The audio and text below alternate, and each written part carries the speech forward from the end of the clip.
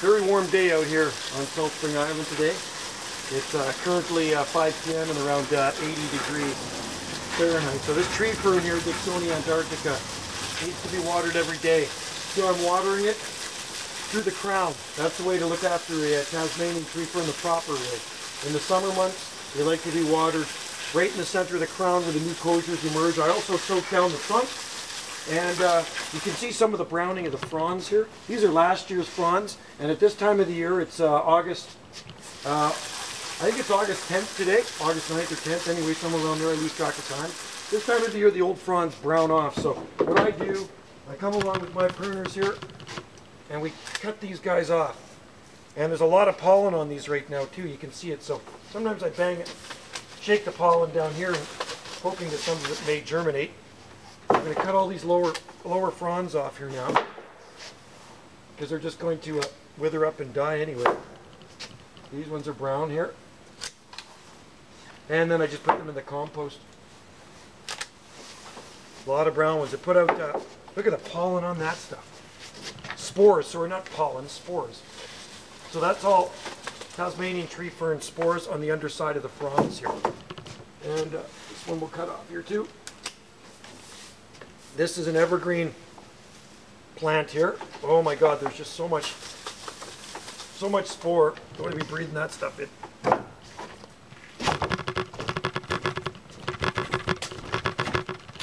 Get out of the way for a sec here. It's all over me. It's like dust. Back here, these are brown ones.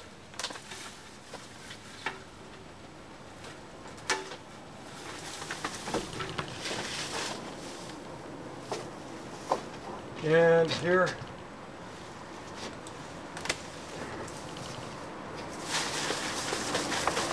you never know, sometimes they do germinate on the side of the trunk.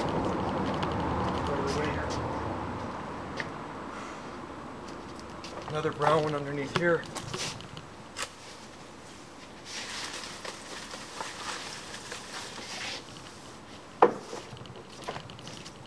I know in Vancouver, I have a friend with some very large Dicksonia antarctica in his yard, and sometimes they do germinate off the side of the mother plant, off the trunk.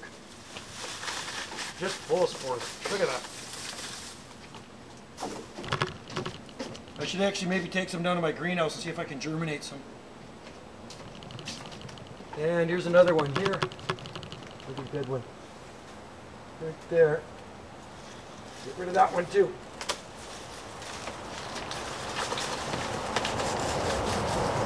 Oh.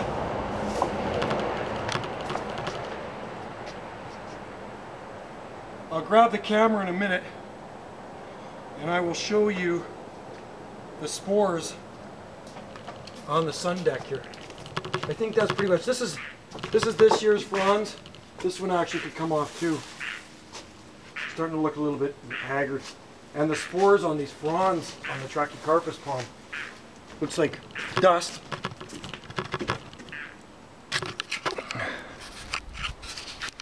See that rusty color on the deck? That's spores. These are spores. So what I'm going to do, I'm going to actually take some of these spores and see if I can germinate them in the greenhouse. That's all spores from the tree fern on the fronds there. So this is a pretty good size Dicksonia. I planted it 20 years ago, and it does have 6 feet of trunk on it. And it just pumps the fronds out. So like I say, it does stay evergreen here, and it takes baking hot sun on this alcove. I have 2 other Dicksonias on the other side of the house that are mostly in shade. So either way, at this latitude, you can grow them in sun or shade. Just make sure you water them a lot when they're in the sunny areas. So here's a Brugmansia candida in bloom, right there, and lots of different things blooming at this time of the year. So anyway, it's a healthy, happy specimen, and just got to keep on top of the H2O. Otherwise, it could suffer.